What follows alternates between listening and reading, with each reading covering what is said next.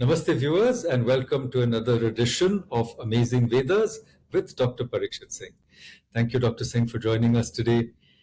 We had this wonderful conversation yesterday, if you recall, about how the Vedas can change our lives and how they are not a religion, they're not a belief system, they're not a dogma, they don't pretend to or attempt to capture the gods, you know, nor are they in any way, a matter of belief or, religious practice. But the Vedas actually are about your own consciousness. And consciousness which is not abstract, which is not in a book, but which is embodied. That is why we call it, first of all, Angikarana. That is the embodiment of your realization.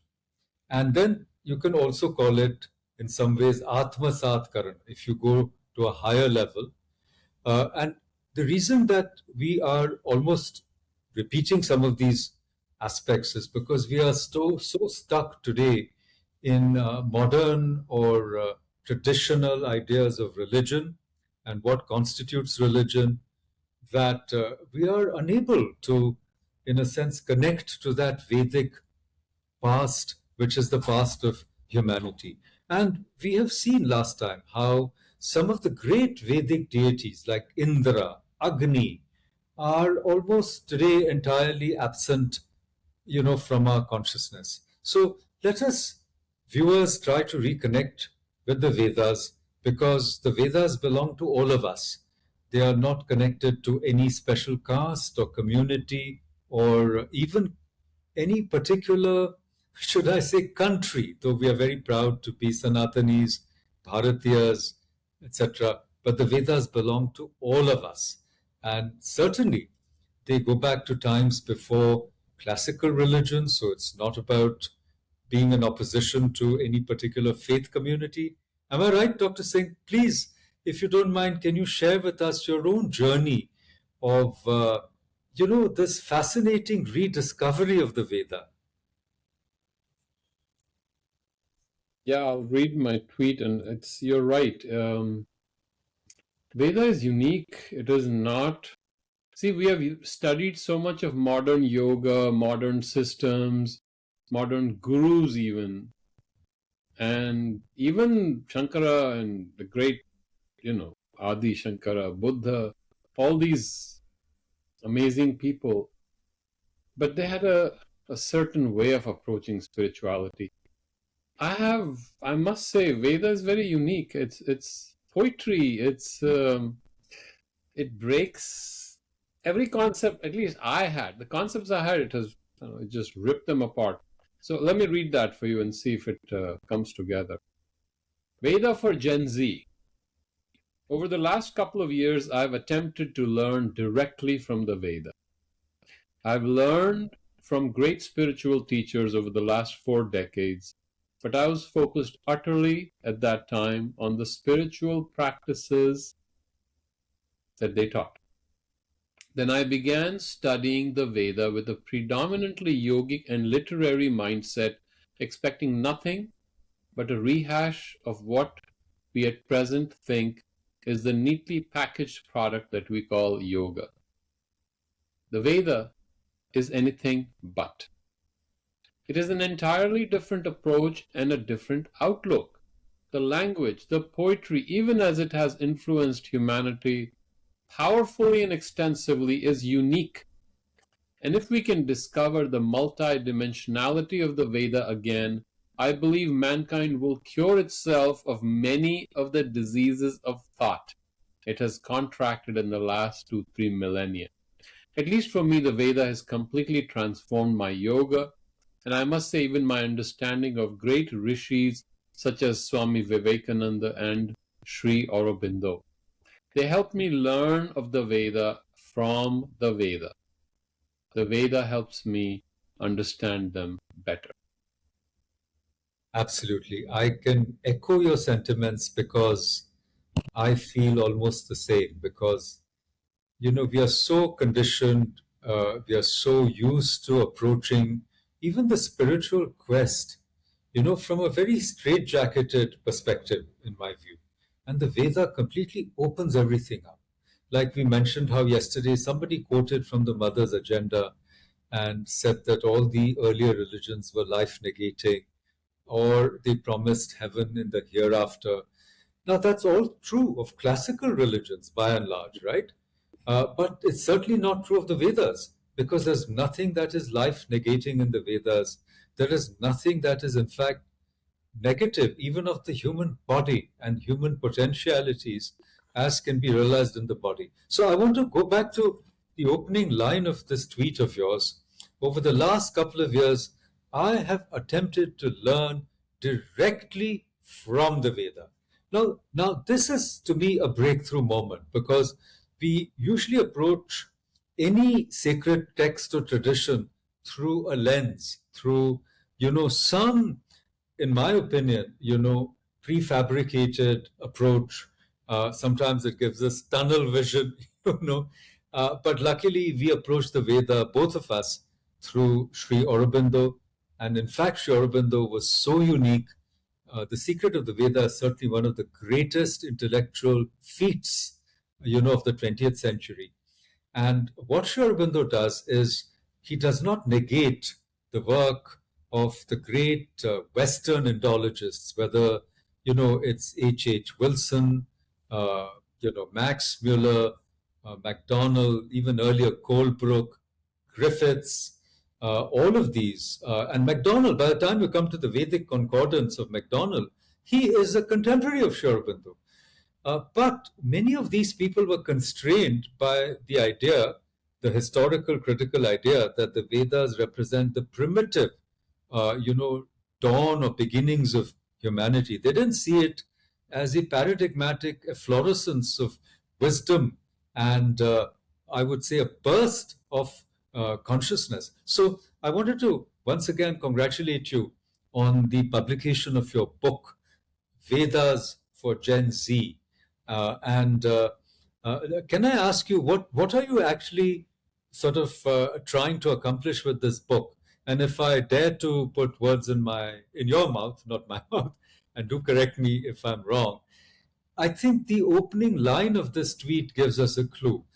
Over the last couple of years, I have attempted to learn directly from the Veda. I think you want to empower and equip Gen Z and maybe Gen Alpha as well, because who knows, to approach the Veda directly without preconditions, preconceptions, prejudices.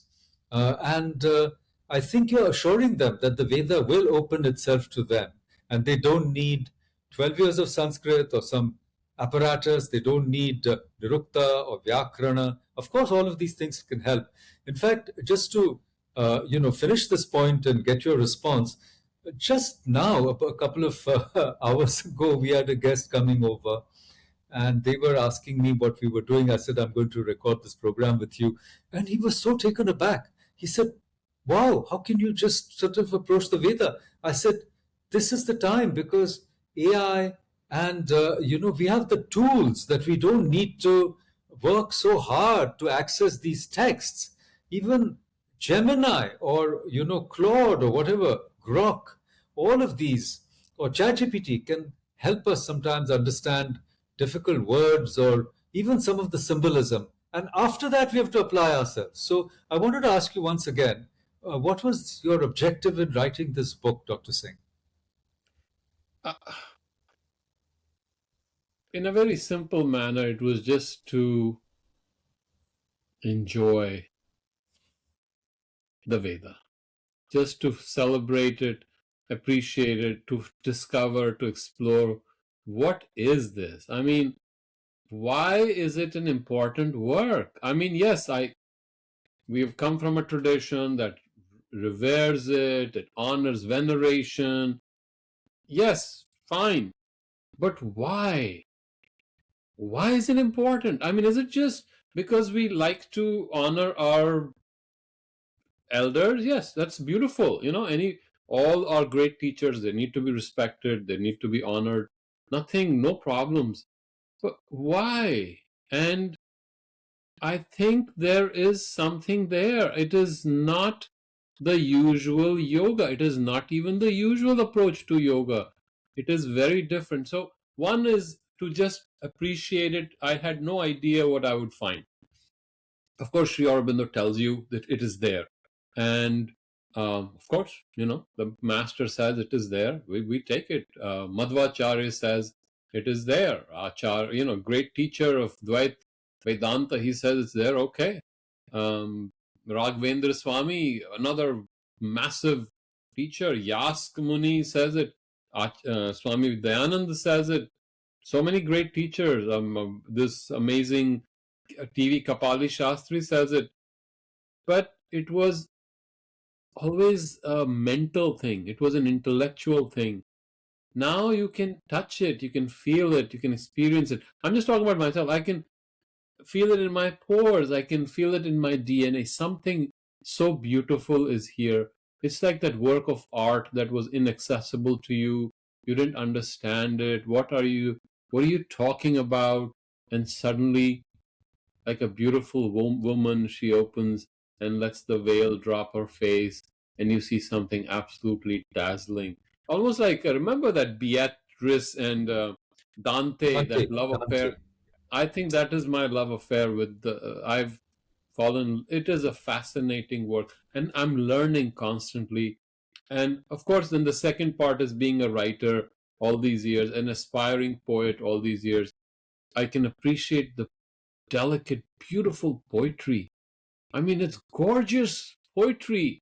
How did we miss it? How did I miss it? And so the approach is not an intellectual, technical approach. This is the way it is. Thou shalt honor thy teacher, thou shalt honor thy Shruti, and take it or leave it. You have to have 10 years with a teacher and in a Gurukul and study. Yes, we approached our teachers through a spiritual manner, the ancient traditions and meditation, dhyana, yoga. But I must say, Sri Aurobindo, when he said that the Veda has influenced us so much, you can see it.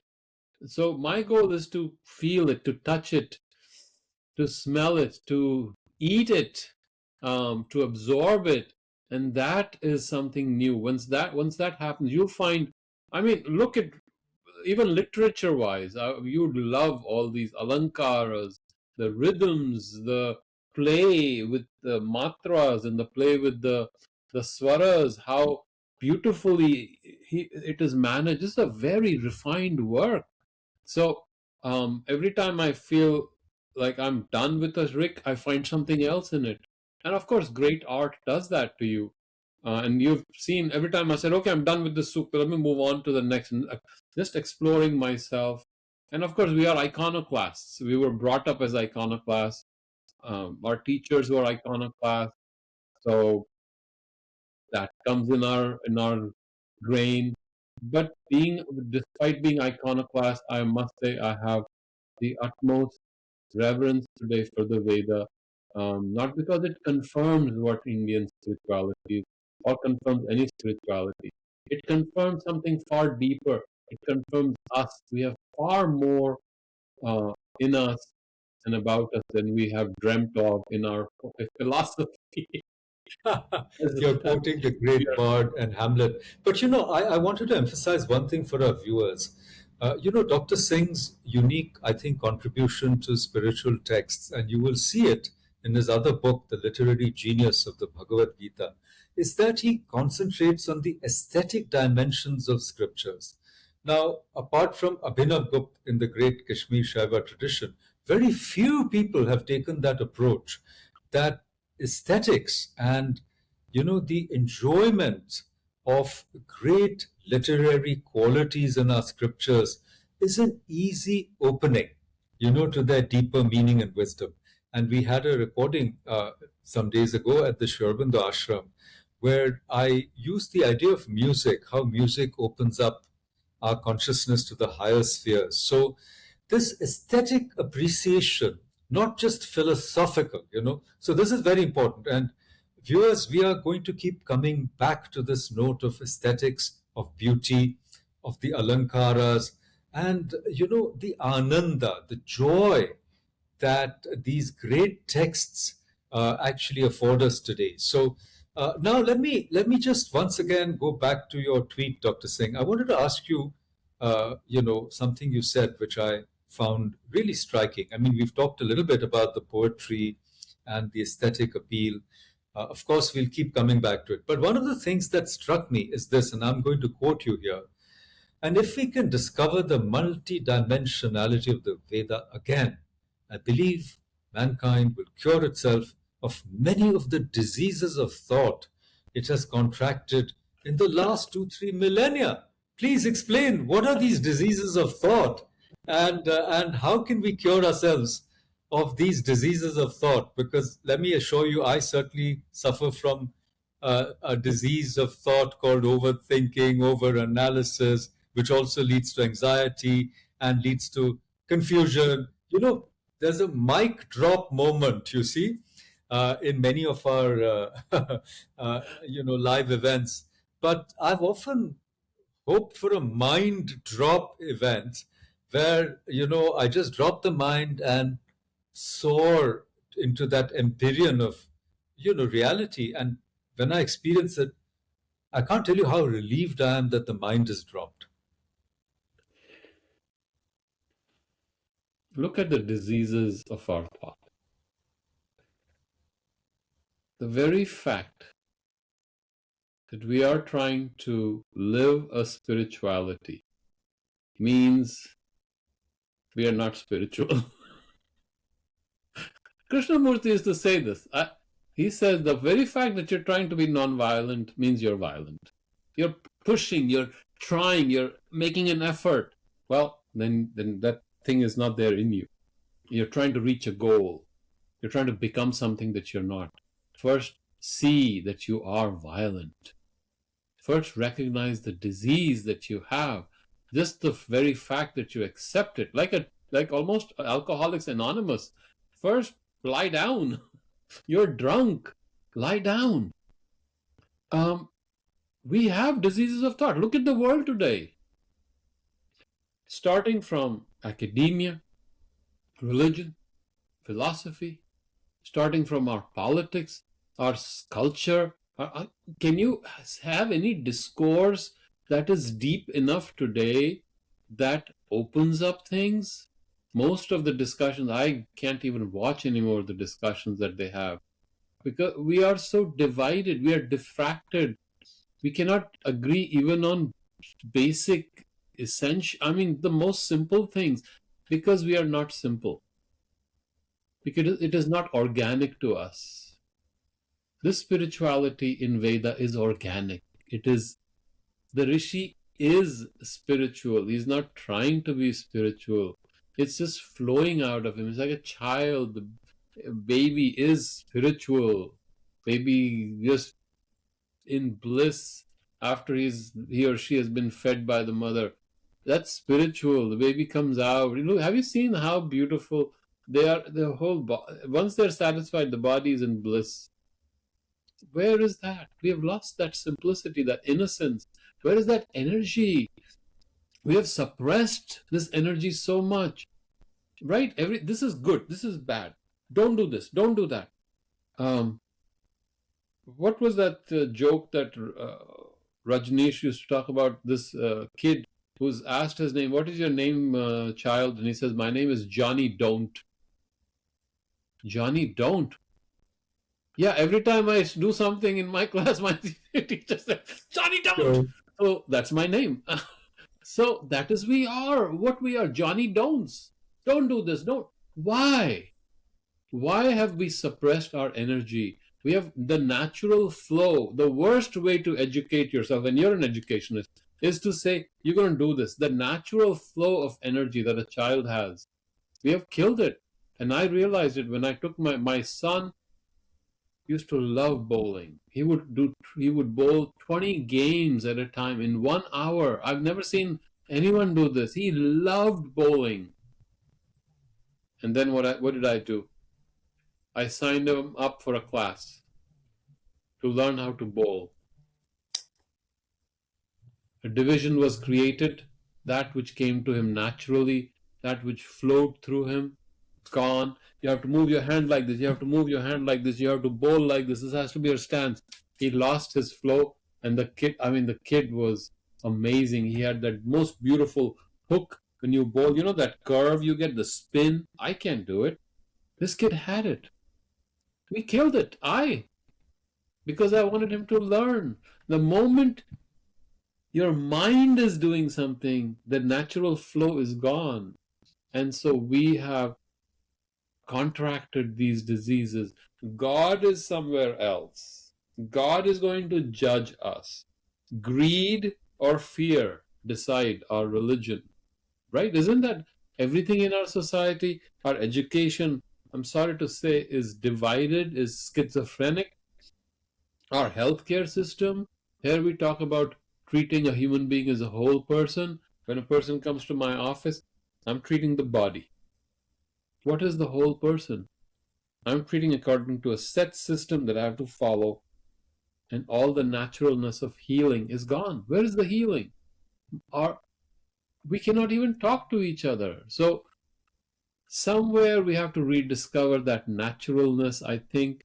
And I think the Veda can be a helpful indicator of discovering our own multidimensionality. That is because we are identified as either we are Christians or Hindus or Muslims, Indians and Americans, and white and green and yellow.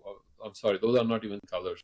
But what have we are Totally. divided? I mean, I think that William Blake called it I think he called it the mind forged manacles in his poem London. You know, the invisible chains and rules and fears that trap us. And then Freud and everybody was trying to free that natural impulse. But you're absolutely right. See, in the Vedas, the mental, the spiritual, the vital, the physical, they're not separate. They're all one unified and non-divided. And they're not all, in conflict with one another. That's what makes it so wonderful. And reconnecting with the Veda, that's why I called it Angikarana, that this Yeah. so-called higher consciousness that we are talking about, which is also, of course, Atmasat Karana, that is the Atmanization of every cell of our body, is actually the embodiment of that beautiful higher consciousness. So, thank you, Dr. Singh. With those words, we will bring this episode to an end. But see you soon, and thank you for joining us, all of you. Please like, share, and subscribe to our channel, and should I say, also join us on our journey of rediscovering ourselves through the Veda. Thank you. Namaste, and see you soon.